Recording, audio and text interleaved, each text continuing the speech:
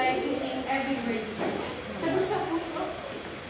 I guess, when words fail, music speaks. Alam mo naman, di ba? Hindi ko na kaya pigilin yung nararamdaman ko. I get it. And honestly, I'm glad you're safe. It feels special hearing it from you. I'm glad you feel that way, Amara. I really am. Because, is it just me? Or parang gumagaan din yung pakiramdam mo kapag magkasama tayo? Naramdaman mo ba?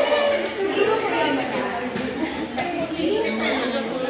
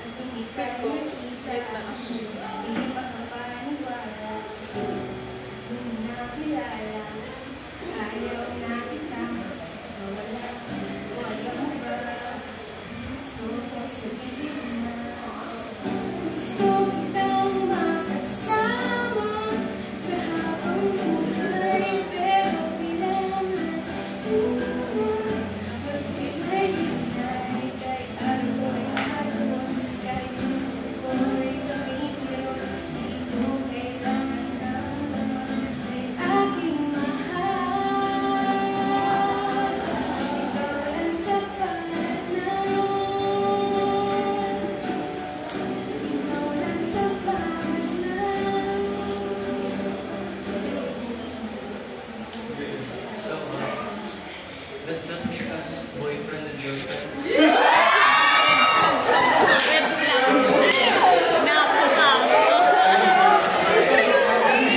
Wala, yung cover up sa road.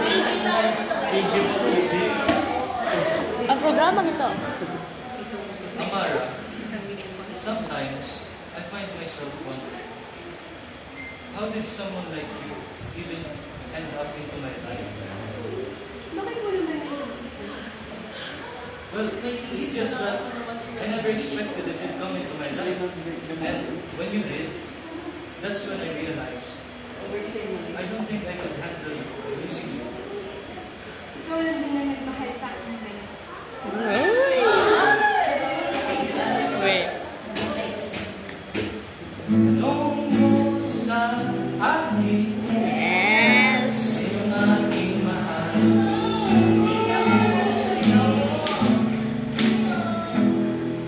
Tanong mo sa akin, sagot ko'y di magtatagal.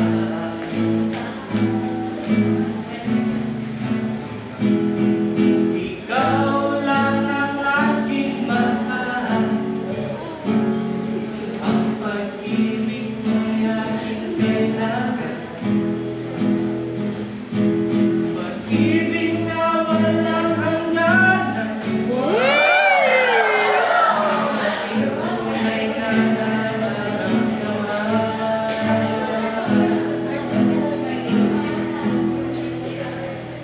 Ikaw ang aking mahal.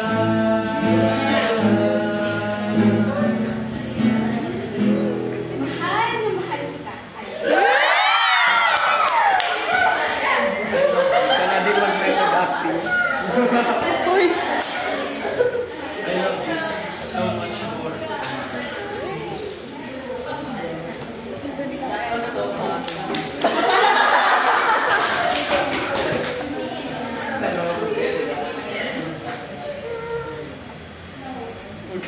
May mga nagbibigs. Isabella and Amara are sitting at a corner table, sipping their coffee. Isabella notices the change in Amara, how she's been distant, how she's been carrying herself like she's holding a secret. Ay, sorry. Wala naman. Nalaman ko lang kasi sa doktor ko na may sakit ako. And it's cancer. The doctor said I only have 2 weeks. Sabi diagnosis yun. Wala na. Ginawa ko ng lahat. Nag-research na ako at lahat-lahat. Pero wala na. Wala na yung nasa.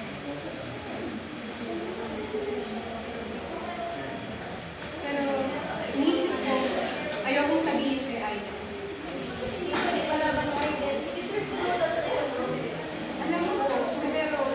mahal na mahal ko siya. At hindi ko siya kaya masaktan. Mama, I understand. But it's not I realize that I loves you very much. You're not bothering me by telling him that after all, he's your partner. I know. I'm just not dead. Not Amara went home after lunch. Aiden is lying on the couch. Ay, mga lang. Grabe naman yan lang. Thank you. But I'm worried. What if by taking care of me, you end up getting sick instead? Ano ka ba naman? Hindi dapat ganyan. Dapat nagpapalakas ka lang. Promise me that whatever happens, you take care of yourself too, okay? I promise. I love you, Anu.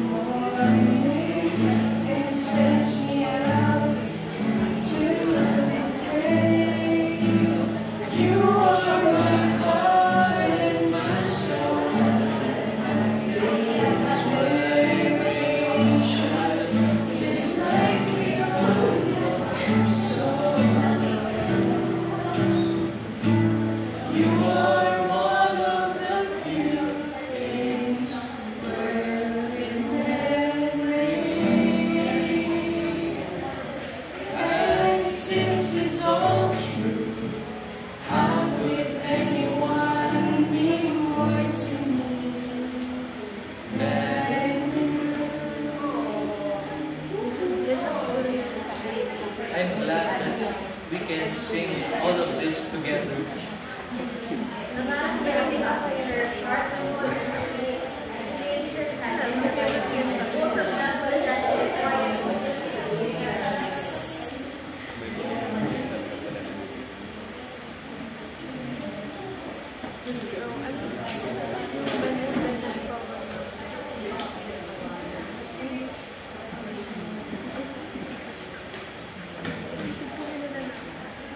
Ikaw na ang bahala sa kanya, Dave. Huwag mo siyang pabayaan. Ayoko. Huwag mong hakayaan lang mo siya. You can trust me with this. Ayaw mo bang na malaman niya? Hindi ko kaya. Masyadong masakit. Mas pipiliin ko pang mawala sa buhay niya kaysa mangilang siya. Mas masakit yun. Mas masasaktan siya sa ginagawa mo, Amara. Alam ko. Pero hindi mo naman siya mawabayaan. I'll try my best, ha? But please take care of yourself first. Ikaw ang may sakit. Thank you. Alex saw Amara on David. Aiden's best friend. Wala Though nagselos. Amara didn't talk to anyone except his friends, he felt unusual. Suddenly felt jealous and curious about what they were discussing. Where were you? Who were you with? Wala. Hindi mo napapagyan. Not my problem. Is there something wrong between us? Wala naman mahal. I can make you go through this too, I can make you. Sorry. What's wrong? Is it David now?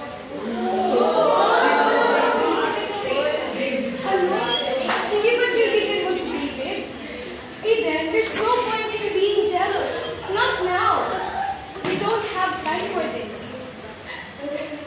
Akala mo ba naman?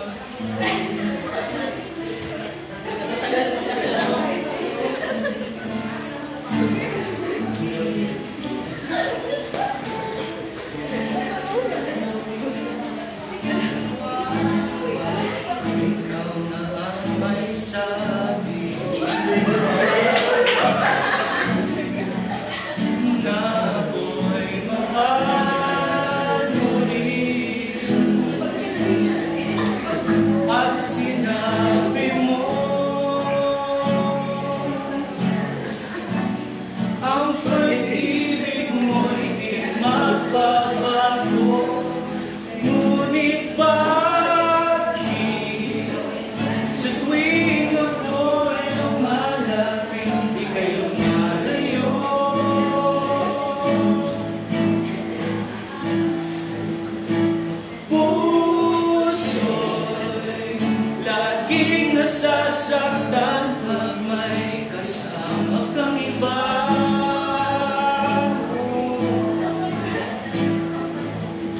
Di ba nila alam? Tayo'y nagsumpaan na ako'y sa'yo at ika'y aking lamang.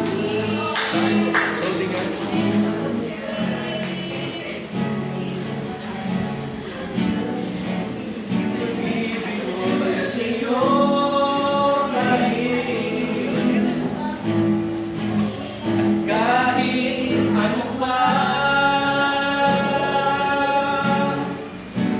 ang sabihin nila ay ikaw pa rin ang lahat.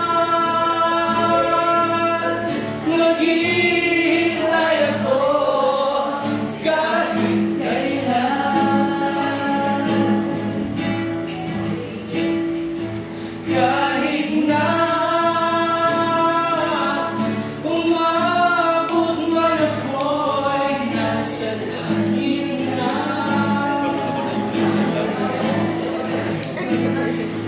At kung di ka makita, makikiusap kay Matanda na ika'y hanapin at sabihin ipaalala sa iyo ang nakalimutang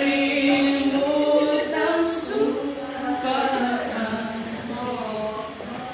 na ako'y sa'yo at ika'y aking lamang.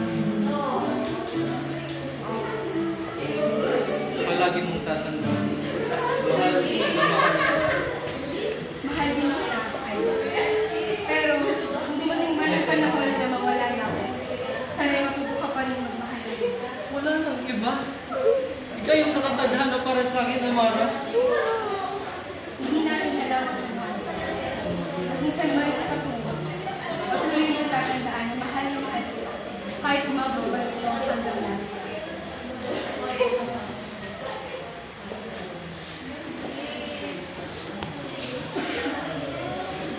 I've been told Amara on the phone, but she didn't answer.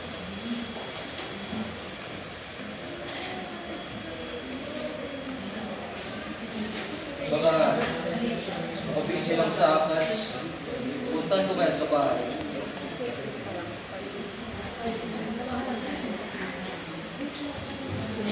Isabel? David? Anong ginagawa niyo rito? Ba't ang parang lungkot ng mga mukha niyo? Nakita niyo ba si Amara?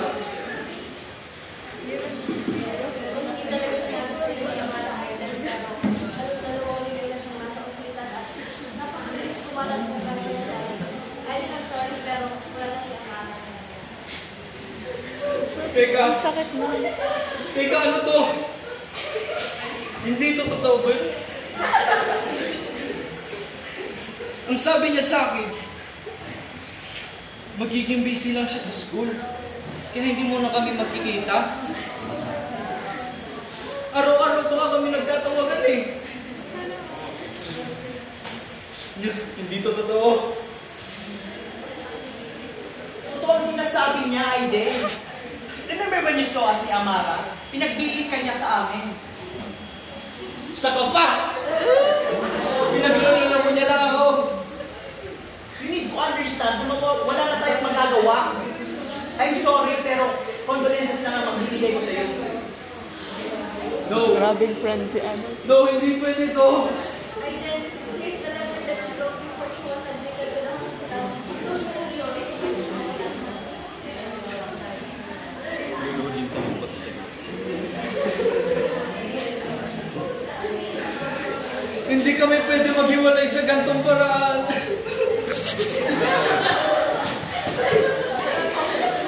Magpapakasal pa kami eh.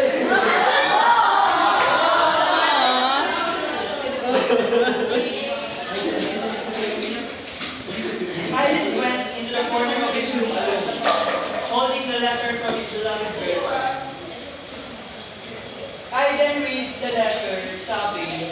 and feels drowning in his emotions.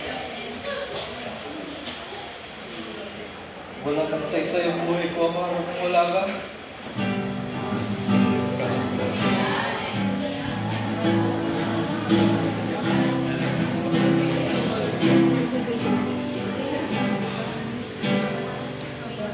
Lahat ng pangarap ko'y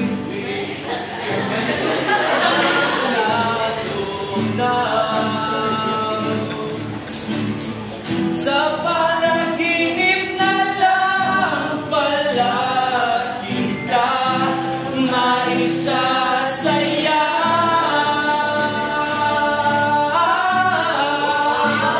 Magkahawak ang ating kamay at walang kamalay-malay na tinuruan mo ang puso ko na umibig ng tunay.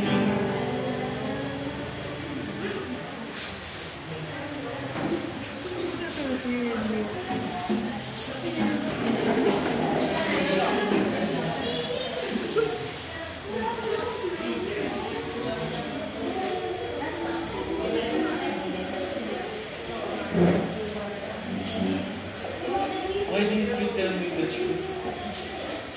Was I not worth your honesty? Come on, Aiden. I'm sorry, pero noon pa yun, 5 years na.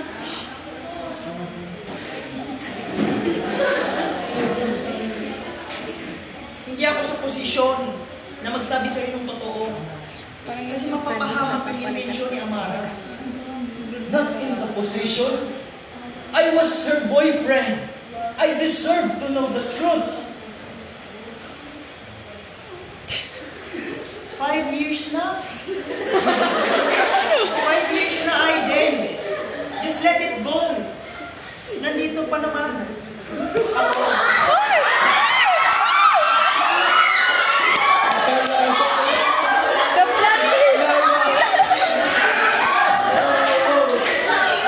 Wait.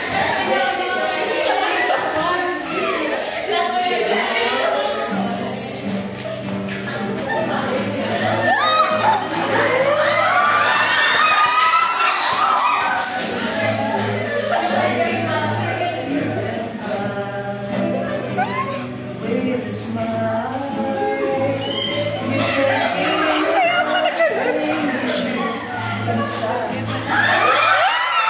God bless the 2024.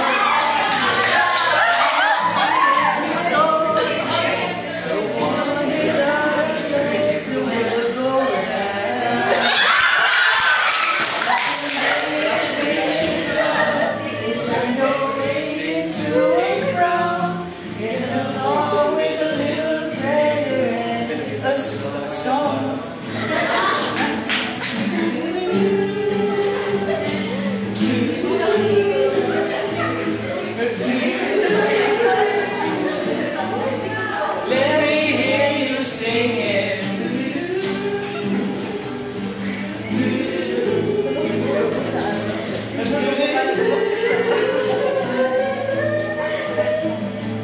With a smile.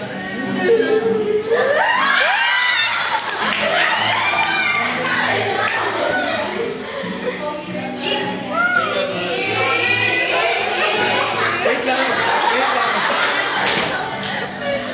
I never expected this kind of love.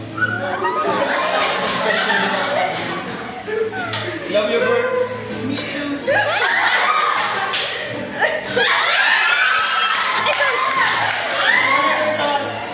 That we will be together by the end.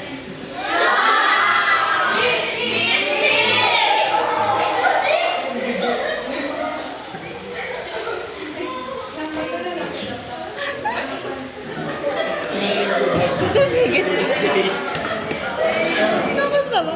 Andre.